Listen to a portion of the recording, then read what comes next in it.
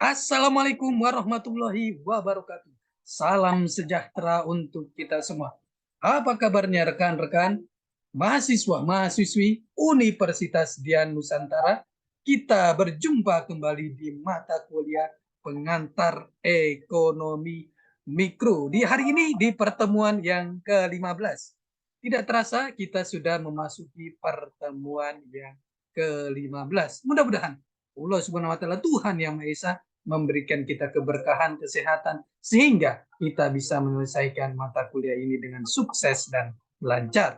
Rekan-rekan semuanya, sebelum kita memulai proses belajar mengajar ini, alangkah baiknya sama-sama kita berdoa agar proses belajar mengajar ini berjalan dengan sukses dan lancar. Berdoa menurut keyakinan dan kepercayaan masing-masing. Berdoa dimulai.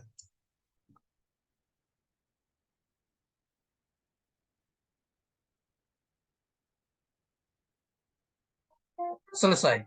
Rekan-rekan semuanya, di pertemuan ke-15 ini kita akan membahas materi yang sangat menarik sekali. Mohon izin saya share materinya. Ini dia materinya.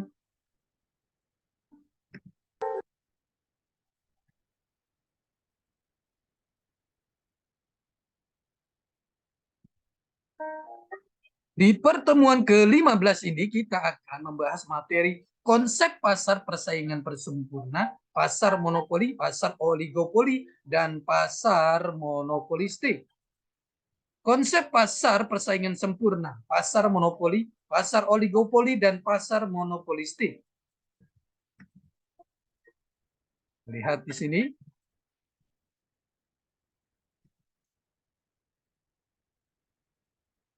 Struktur pasar industri. Satu, pasar persaingan sempurna. Kita lihat di sini, pasar persaingan sempurna, pasar monopoli, pasar oligopoli, dan pasar monopolistik. Di sini kita lihat background-nya mengenai pasar-pasar tersebut.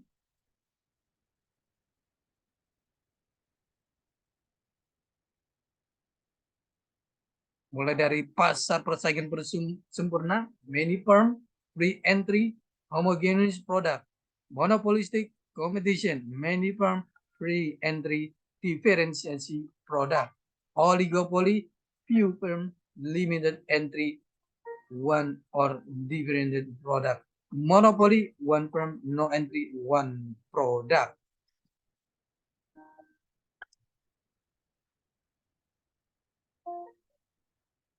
Jadi ada 4 tipe industri di pasar. Yang pertama kita bahas pasar persaingan sempurna, perfect competition market. Ciri-cirinya adalah sebagai berikut. Jumlah perusahaan dalam pasar sangat banyak. Produk atau barang bersifat homogen atau mirip. 3, kedudukan satu perusahaan dalam pasar sangat kecil, sehingga tidak mampu mempengaruhi pasar, hanya sebagai price taker. 4, produsen dan konsumen memiliki pengetahuan atau informasi sempurna. 5, setiap perusahaan bebas keluar masuk pasar industri. Berikut ini kurvanya, kita lihat kurva permintaan elastis sempurna. Pasar industri dan perusahaan. Tabel penerimaan. Ada 2 syarat yang harus dipenuhi agar perusahaan berada dalam keseimbangan. 1, perusahaan sebaiknya hanya berproduksi paling tidak bila biaya variabel PC, penerimaan total TR atau APC sama dengan P. 2, perusahaan memproduksi saat MR sama dengan MC agar perusahaan memperoleh laba maksimum. Kita lihat di sini kurvanya, laba supernormal.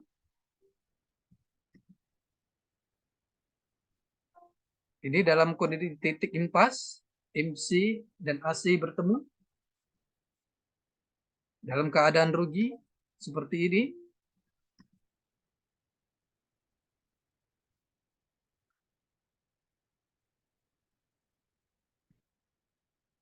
Kita lihat di sini, kekuatan pasar persaingan sempurna. merupakan bentuk pasar yang ideal. Perusahaan berproduksi pada skala yang efisien dengan harga produk paling murah. Output maksimum memberikan kemakmuran yang maksimal karena satu, harga jual yang termurah, dua, jumlah output paling banyak sehingga rasio output per penduduk maksimal. Tiga, masyarakat merasa nyaman dan tidak takut ditipu karena informasi sempurna.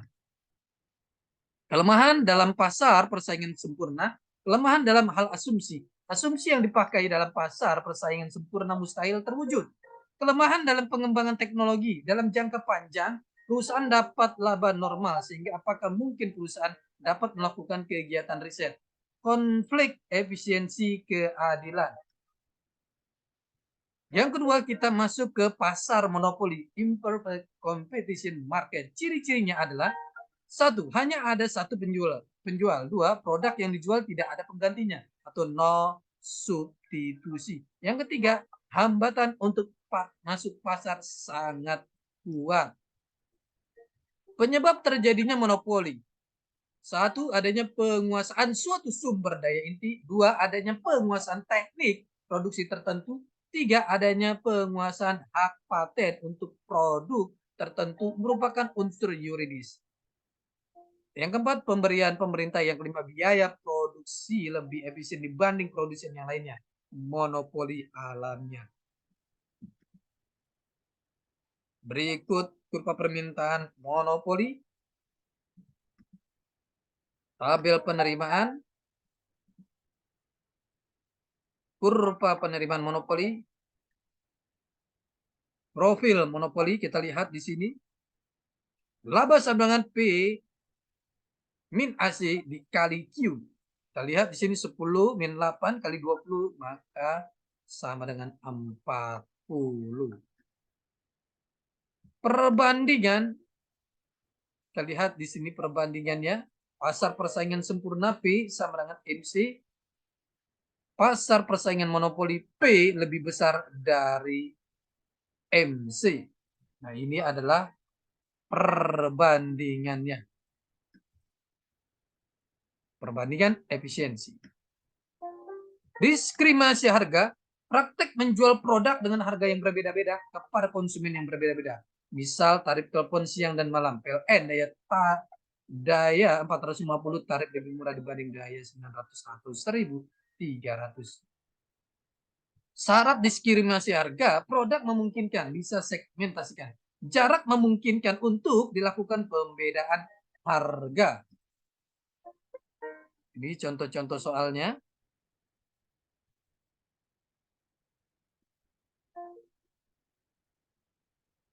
Yang ketiga, kita masuk ke pasar oligopoli. Ciri-cirinya adalah sebagai berikut.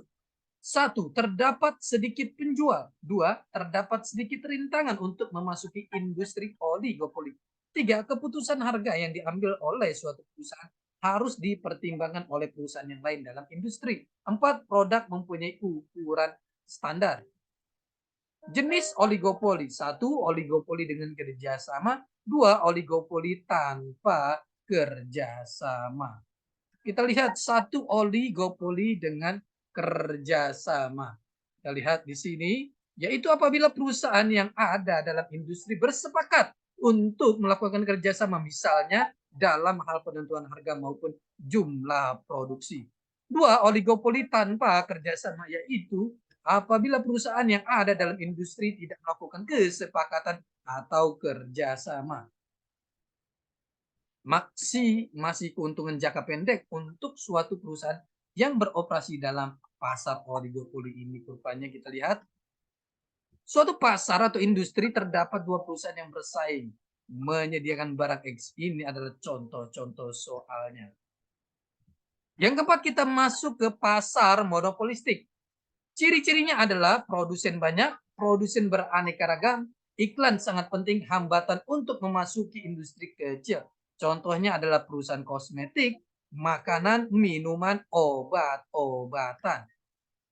Ini kurvanya, fungsi biaya dan penerimaan per unit. Fungsi penerimaan dan biaya total. Pasar monopoli adalah kondisi pasar di mana hanya ada satu pelaku bisnis atau perusahaan yang menjual produk atau komoditas tertentu dan ada hambatan bagi perusahaan untuk pelaku bisnis untuk masuk ke dalam bisnis tersebut. Monopoli ada dua, monopoli alamiah merupakan monopoli yang lahir secara wajar dan alami karena suatu perusahaan mempunyai keunggulan tertentu sehingga tidak bisa ditandingi oleh perusahaan lain. Yang kedua, monopoli artifisial merupakan monopoli yang lahir karena adanya kolusi politis dan ekonomi antara penguasa dengan pelaku bisnis tertentu demi melindungi kepentingan pelaku bisnis tersebut. Pasar oligopoli merupakan salah satu bentuk monopoli tetapi berbeda sifat di mana dalam oligopoli kolusi terjadi antara pengusaha satu dengan pengusaha lain. Pasar hanya dikuasai oleh beberapa kelompok pengusaha, ada kesepakatan antar pengusaha untuk mengalahkan atau mendikte pasar atau konsumen. Contohnya melakukan permainan harga. Price fixing, contohnya price fixing bentuk praktek oligopoli di mana perusahaan-perusahaan oligopolitis sepakat untuk menetapkan harga lebih tinggi dan memaksa konsumen untuk menerima harga tersebut. Manipulasi penawaran bentuk praktek oligopoli di mana perusahaan-perusahaan oligopolitis sepakat untuk menunda proses produksi atau menghentikan penawaran untuk kurun waktu tertentu sehingga terjadi kelangkaan di barang di pasar. Oligopoly and monopolistic competition. Karakteristik pasar persaingan monopolistik. Beberapa penjual dan pembeli. Produk terdiferensiasi, mudah masuk dan keluar. Hubungan dengan jenis pasar yang lain. Persaingan monopolistik mirip dengan persaingan sempurna dalam beberapa hal. Yang pertama, terdapat banyak penjual dan pembeli. Yang kedua, tidak ada hambatan untuk masuk dan keluar. Persaingan monopolistik sama dengan monopoli dalam beberapa hal. Satu, setiap perusahaan adalah penjual tunggal untuk produk tertentu, meskipun terdapat barang substitusinya. Yang kedua, perusahaan menghadapi kurva permintaan berslop negatif. Berikut adalah kurva permintaan pasar persaingan monopolistik. Kurva permintaan pasar dan kondisi masuk keluar pasar. Rekan-rekan semuanya, ini adalah pertemuan kita yang ke-15. Kita akan berjumpa di pertemuan-pertemuan selanjutnya di mata kuliah selanjutnya. Tetap semangat belajar untuk mencapai kesuksesan. Salam sehat selalu. Assalamualaikum warahmatullahi wabarakatuh.